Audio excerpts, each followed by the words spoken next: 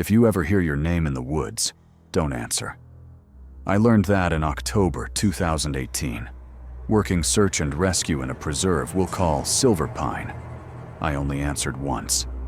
And 3 hours later, we watched the sun set twice. I have the radio log and a photograph I can't explain.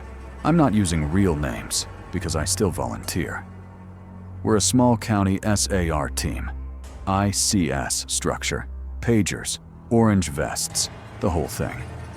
We train on line searches, map and compass, UTM grid, wilderness first aid, night ops. If you didn't sign in at the trailhead, you're not in the park, that kind of place. On October 13th, 2018, just after 4 p.m., dispatch paged Code 2 for a missing hiker, male 27, last ping near the Hemlock Loop. Weather was turning. Temperatures were dropping fast. I drew a sector, grid H7 to H9, dense hemlock and old logging cut. We split into 2 teams.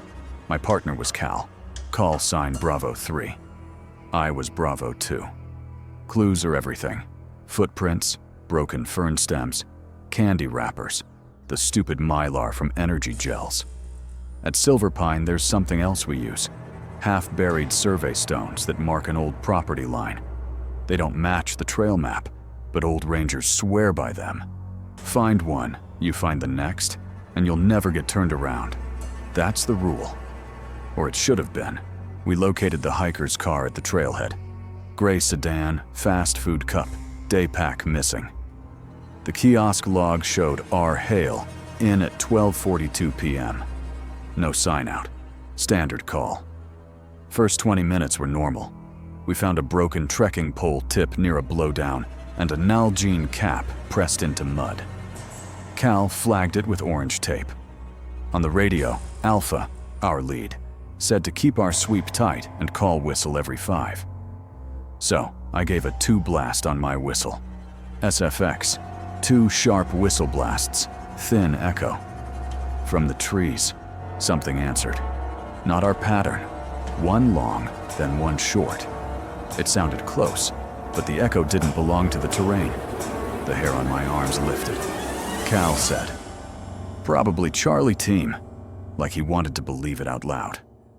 We pushed into a quiet zone. No bird song, no insect buzz, just a heaviness. The Hemlock Loop does that. Sound falls like rain and never reaches ground.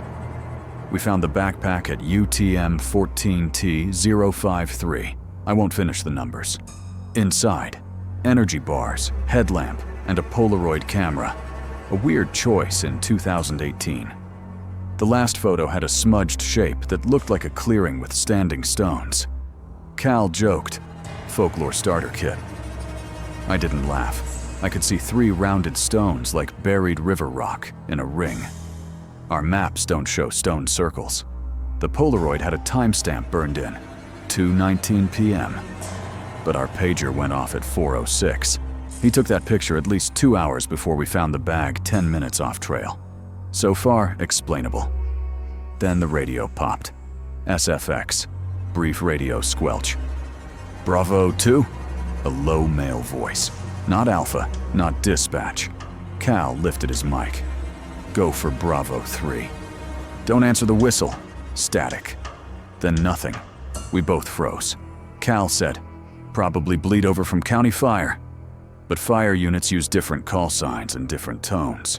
I turned down my volume and heard it again, behind us this time. My name in a voice that knew how I say it. We came into the old cut, an opening where the ground went from needles to damp peat. Cal found the first survey stone, a rounded river rock set like a kneecap in black soil. 30 feet away, another. Another. They formed a rough ring. We stepped inside the ring. The compass on my chest swung lazy, circling north, then settling wrong. I tapped it. It drifted again. I've had compasses go goofy near basalt. This was different. No ore here. Just hemlock, fog, and that quiet. Cal announced on radio. "Bravo inside clearing H8. Found ring of survey stones. Array unknown. Backpack found. Requesting Charlie to home on our ping. Alpha. Copy. Hold. Do not continue if you've got an attractor site. Attractor site is SAR jargon, places where the missing tend to go. Water, viewpoints, trail junctions. Or, if you're older school, places that want people. I know how that sounds. Then the whistle came again. One long, one short. But this time it came from two directions at once. I looked at California. He looked at me. He shook his head. No. A voice, my voice, came over our channel. Bravo. 2 to Bravo 3. Copy. It sounded bored. Me, but not me. Cal's face changed.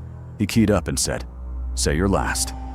The voice smiled through the speaker. You can hear a smile if you've used radios enough.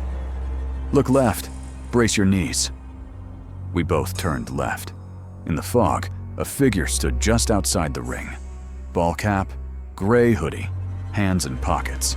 Calm. Watching? The missing hiker. Had to be. Cal raised a hand. "Ryan, can you come to the stones?" The man didn't move.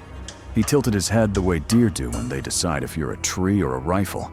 I called out. "Ryan, we're with search and rescue. We have water. We need you to come to us." He said nothing. Then, in a clear voice that didn't match the shape of his mouth, I heard my own whistle pattern. 2 blasts. SFX. 2 whistles. Identical pitch to our earlier calls, but wrong somehow.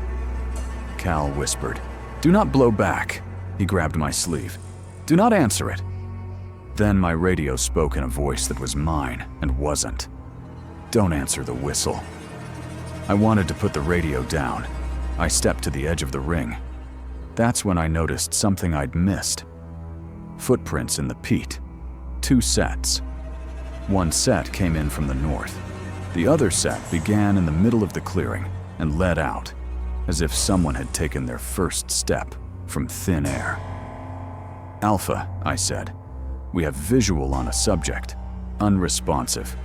2 tracks, 1 anomalous alpha. Hold position." Charlie is 5 minutes out. Don't break the ring, I set my boot on the stone anyway.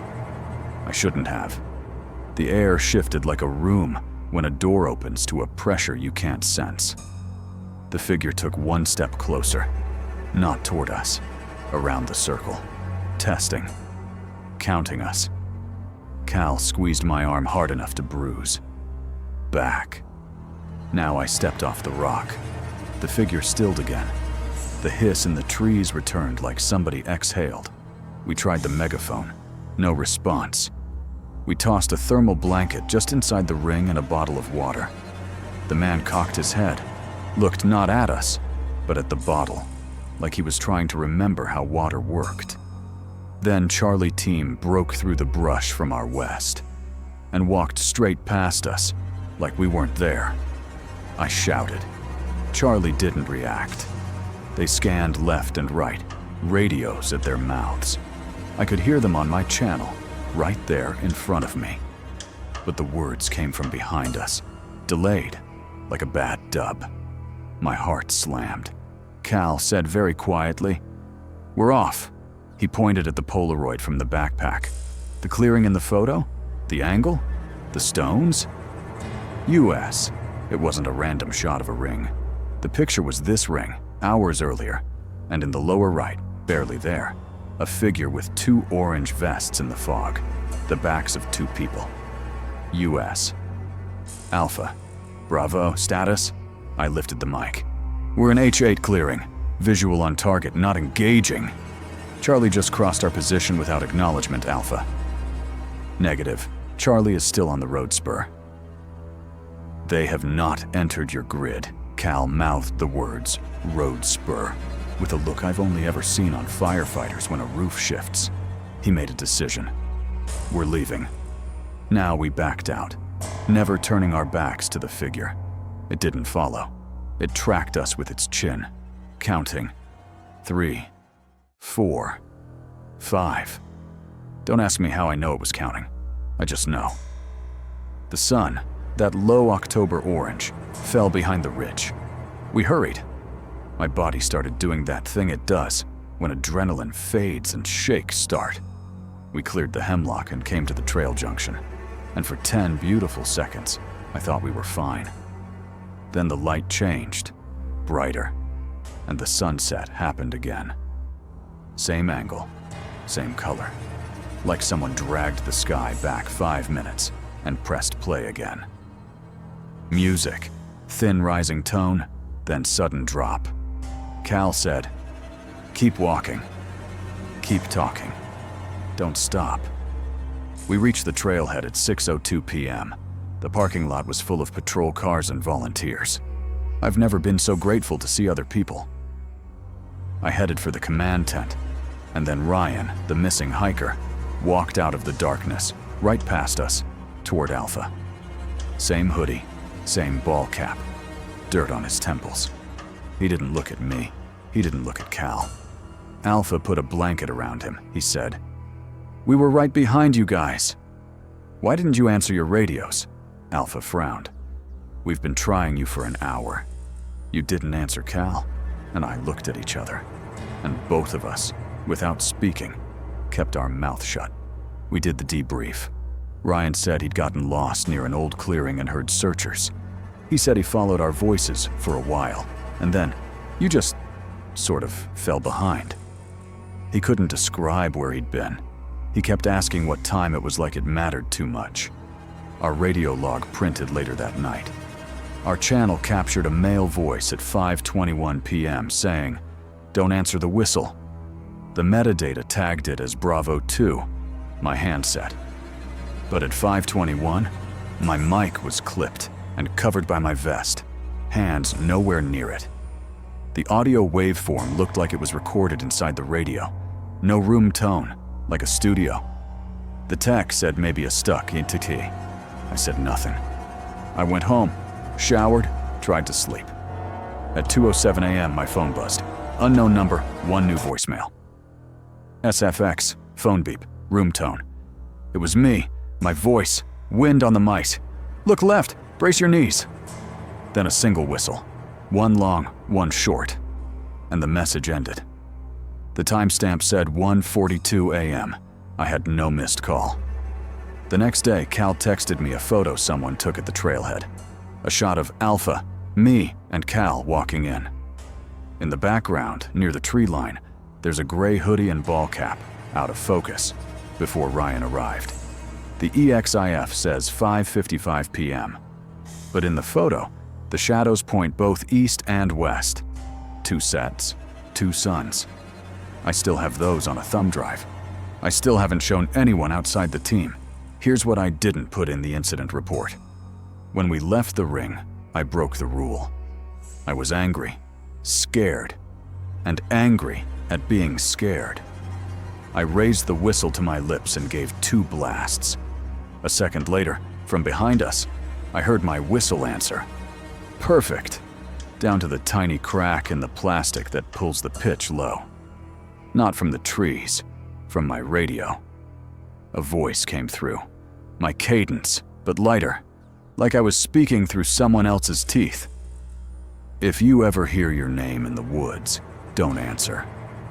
That's why I'm telling you this, because when you work long enough in places like Silver Pine, you start to understand.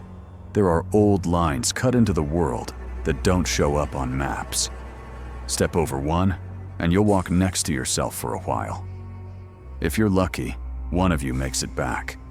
And if you ever find a ring of stones, don't go inside. If you already have, don't whistle. If you've already whistled, music, hold breathless drone. Don't answer back.